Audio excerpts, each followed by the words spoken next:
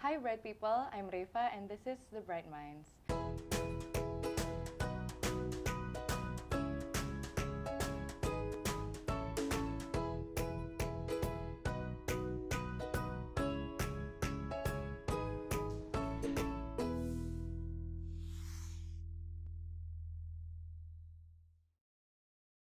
I'm here with someone from the wellness field, and have you ever wondered when someone is mindful and focused and optimal at their work, how do they do that? So let's find out right now. Hi Raden Prisya. Hello, Reva. Yeah, Nice to meet so- you. Thank you, nice to meet you too. So can you introduce yourself to the Bright People? Yeah.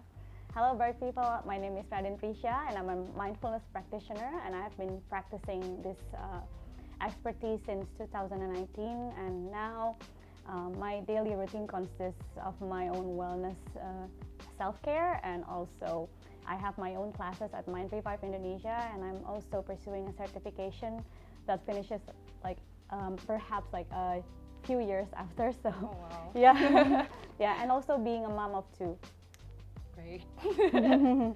So I want to ask you, how did you start your career?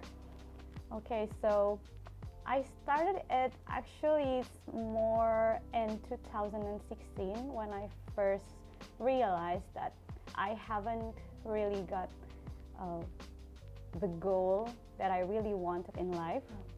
And that happens when my first son, he had this developmental delay.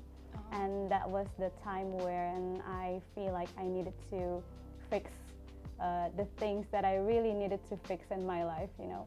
Back then I was a fashion editor, and that was kind of far away from what I'm doing right now. Yeah, and so I started from pursuing the education for early childhood. So I became a kindergarten teacher, and that was the time where I first pursued mindfulness. Yeah. So the thing that triggered you to pursue mindfulness is because of when you had your son. Yes. Oh, I see. When you started working on this, did you have any doubts inside of yourself, in your mind, about what you're going to do? Well, actually, I used to have doubts all my life. We all do. Yeah, we all have been there, or maybe we're still there. Yeah. And at first, I tried pursuing my goals just like what the society might want me to do. You know, like they like people who had a lot of accomplishments, I see. Yeah. high education, or perhaps like maybe carrying branded stuff. Yeah. Yeah. So I'm not saying that it's superficial, but I wasn't really sure about what I really wanted to do in life back then. So after I felt like something was empty back then, I decided to look at it as an opportunity to really know what I actually want. You know, like sometimes we need to have a certain experience to realize what we really want to do in life. And in me, what happened was that because my son has this developmental delay, which I already took him to various kinds of therapy. Yeah, and then when I pursued the education for early childhood, that made me first encounter the field of mindfulness. Well, when you are pursuing to be a good parent, you need to be a mindful parent. So in order to be a mindful parent, you have to be a mindful person. Yes, that's true. Yeah, something like that. So yeah, so my difficulty in life back then took me into something that made me pursue what I really, really wanted to do in life. And I wasn't having doubts back then. I was just trying to fix my problems. But how I fix my problems turned out to be my next field of expertise. That's a good coincidence. Yeah. So usually when you have these doubts, how do you overcome it? Because you say that you have doubts all the time. So like when you have these doubts, how do you overcome it yourself? Well, it took a long time for me to ignore those doubts you know? So you tried to ignore it. I tried to ignore it until one thing, it's about my son and about my postpartum experience, Oh, I see. Okay. forced me to face my doubts. And after that, that was a turning point that I didn't really experience any doubt anymore. Because like I had those days before, right? So when I started feeling like, okay, I'm gonna stop ignoring my doubts and I'm just gonna do whatever it takes to make me find myself. And strangely, after I decided to do that, that was also the time where I feel like I don't need to listen to so many people anymore. Yeah. You know? That feels very freeing. Right? Yes, that was so much freeing, and I felt like I just went out with the flow. You know, when you started thinking that this is my life and I want to pursue what I need to pursue, that's where freedom actually came. Can you explain to us a little bit more about the postpartum experience that you experienced? Well, being a mom could be overwhelming, especially for new mothers. And and I had quite a long time adapting with motherhood itself, that I finally, at some point, I realized that I kept trying to find another identity instead of just being a mother.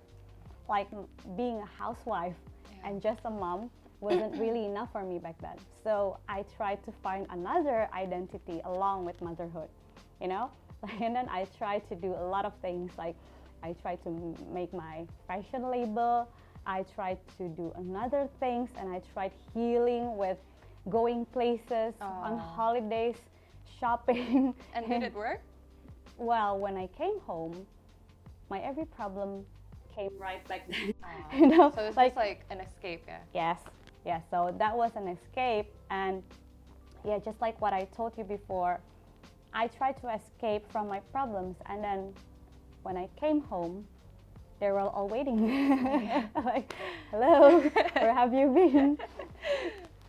Okay, so can you give us a little bit of a deep dive into your career journey?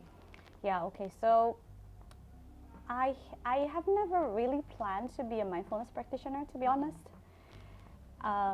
Just what I said before, I was trying to fix my problems. I was trying to gain my consciousness. I was trying to just be honest and listen to myself. You know, that very self that I used to ignore for a very long time. So when I realized that I wanted to help people gain their consciousness, awareness, and listen more to themselves, that was where I started to share what I learned about mindfulness through social media. But I didn't have any intention of being a teacher or like being an expertise of mindfulness, so I just shared. And then when I started sharing, people came. So I started to meet new friends from social media. They shared their stories. They told me that I was not alone. A lot of people, and mostly mothers, had the same experience. And then they started asking me to bring out a class. Oh, I see. Yeah, like, you know, it would be nice if you have some kind of a sharing session. Because it would help them too, right? Yes, or a support group. But back then I wasn't really sure because I haven't got any expertise. Yeah, you know, but then I attended this seminar by Tony Robbins in Singapore. It was in 2019, and it changed my life. So I learned that Tony Robbins first held his own class without any certification. Not that I wanted to encourage anyone not to take like any formal education. Of course, we need it also. But I just felt like I can share what I can share at that time. So I just started sharing. You know, I just started sharing in an educational purpose, you know. Like I shared to them what I know, so perhaps I could help them become the best version of themselves at that time. Okay, so I want to talk about your videos that I saw on TikTok. Right? Well, bright people are maybe young people who likes to get information through TikTok, right? Yeah.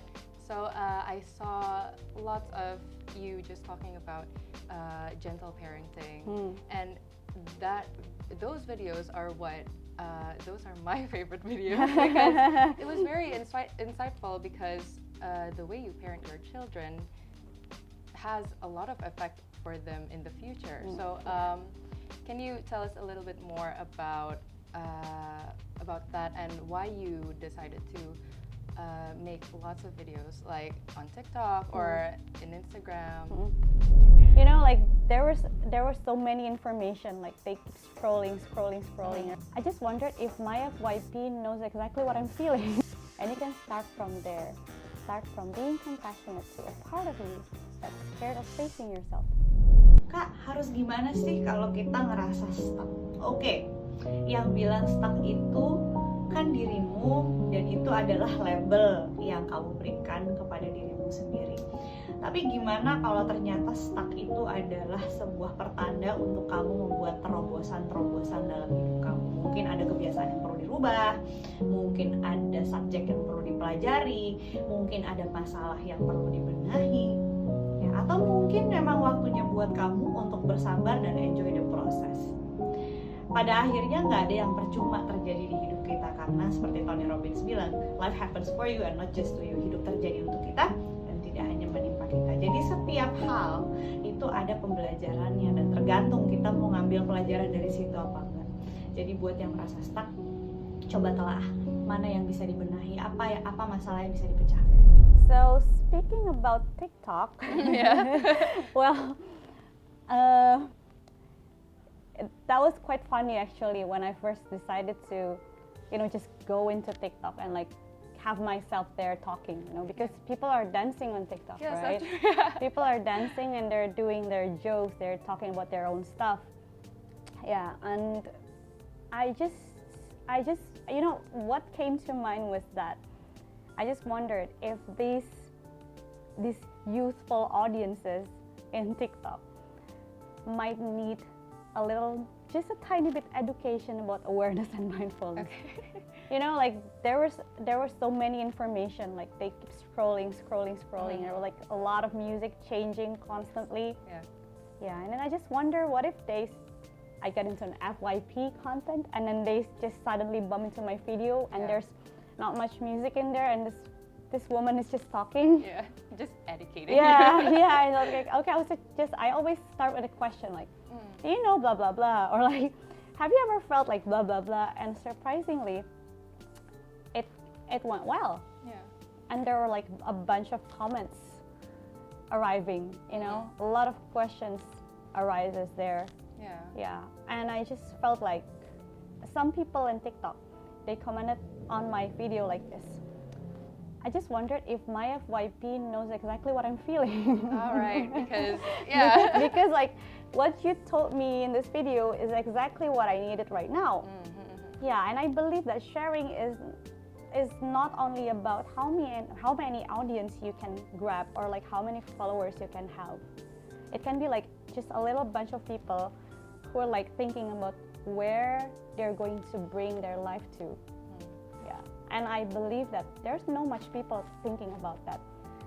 Well, I just believe that talking about consciousness and how this could be a heavy topic for some people, it doesn't mean that it's wrong. Like when people are not pursuing mindfulness and consciousness doesn't mean that they're not right, you know what I mean? But I believe that each one of us has their own phase, their own periods, of knowing thyself, of learning. They all have different progresses.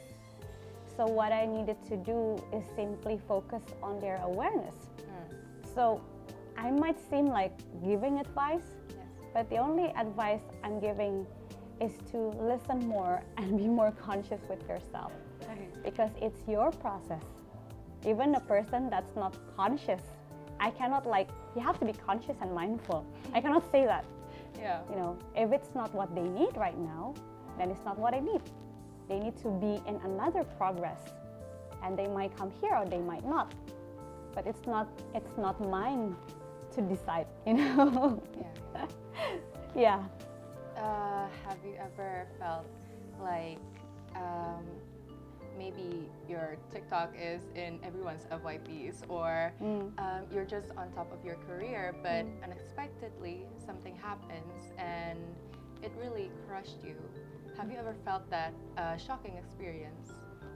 Actually, you guys came right on time because it happened just a week ago.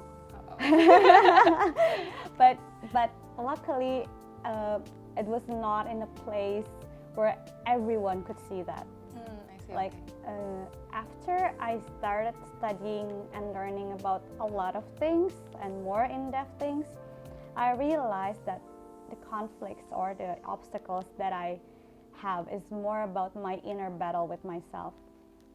Yeah, so I just got this very, very difficult experience as a learning process.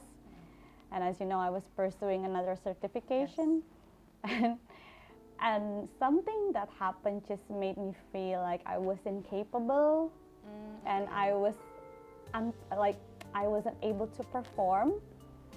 But then I realized that performing was not really the goal, right? Like we have no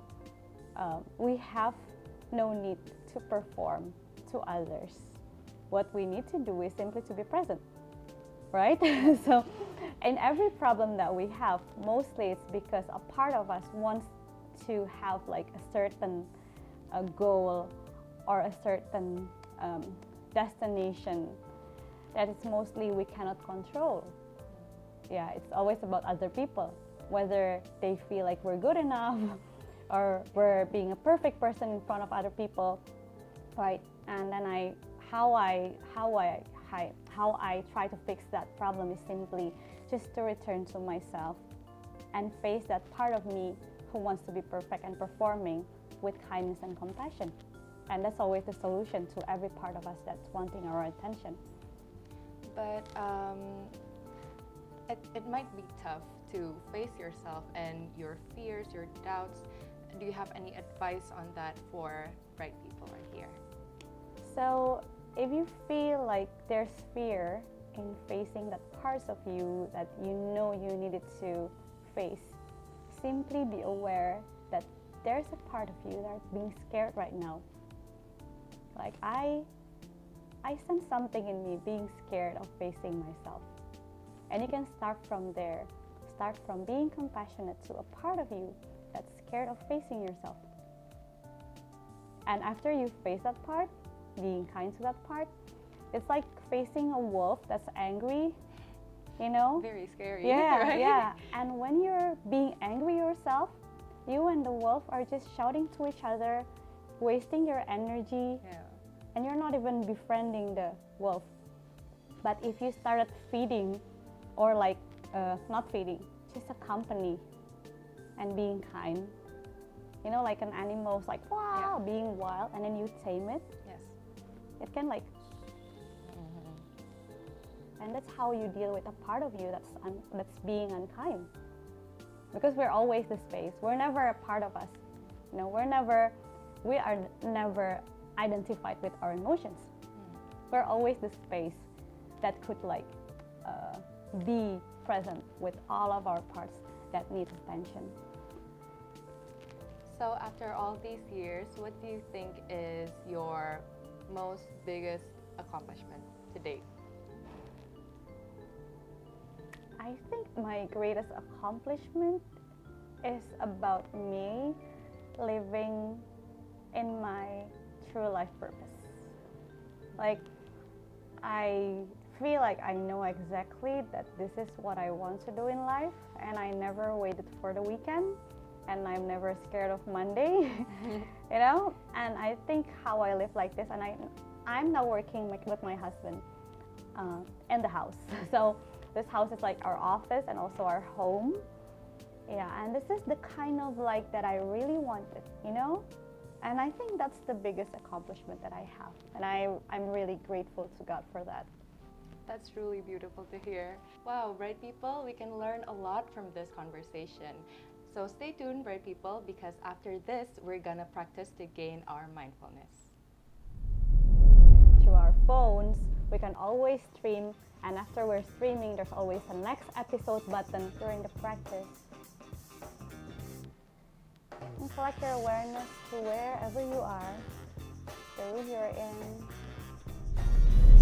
Hi, bright people, and this is The Bright Minds. Welcome back.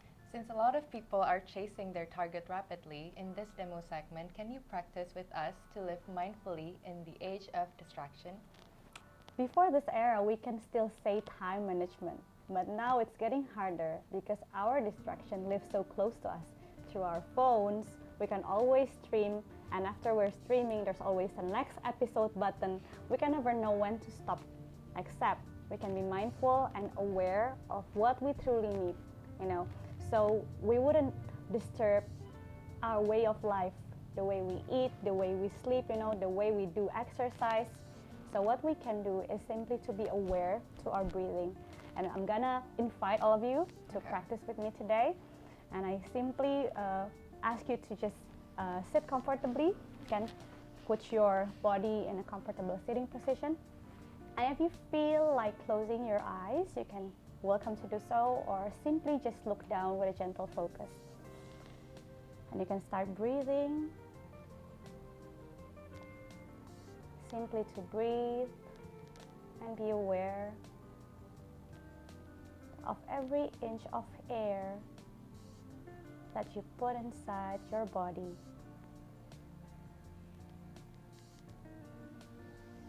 And also being aware with the transition of your breathing. The breathing in and the out breath. Breathe in through your nose and also breathing out through your nose. Sensing your breathing and letting it deeper if it wants to. Listening to your breathing as it is.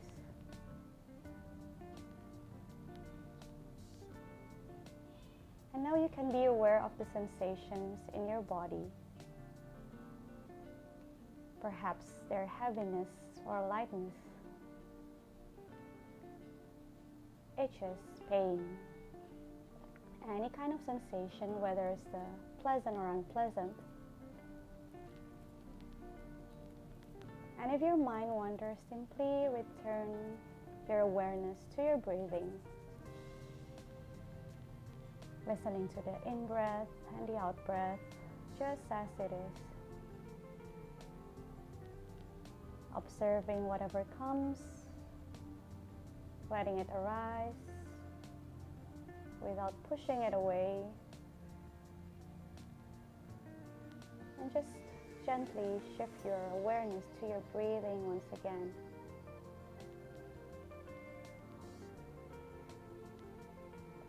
Being aware that whatever you need is already here.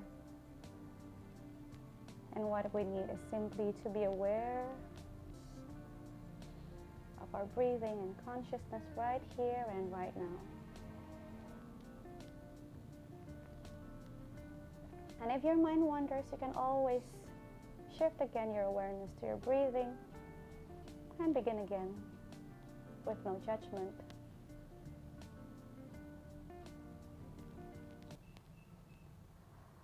And we can close this practice with a gentle completion. You can start thanking your body, thanking God, or thanking all the signals that has been brought into your body and your mind during the practice. And collect your awareness to wherever you are, the room you're in, support where you're seated. Perhaps touching your fingers to one another. Perhaps stretches that might make your body feel lighter. And whenever you're ready, you can open your eyes and be back into the room.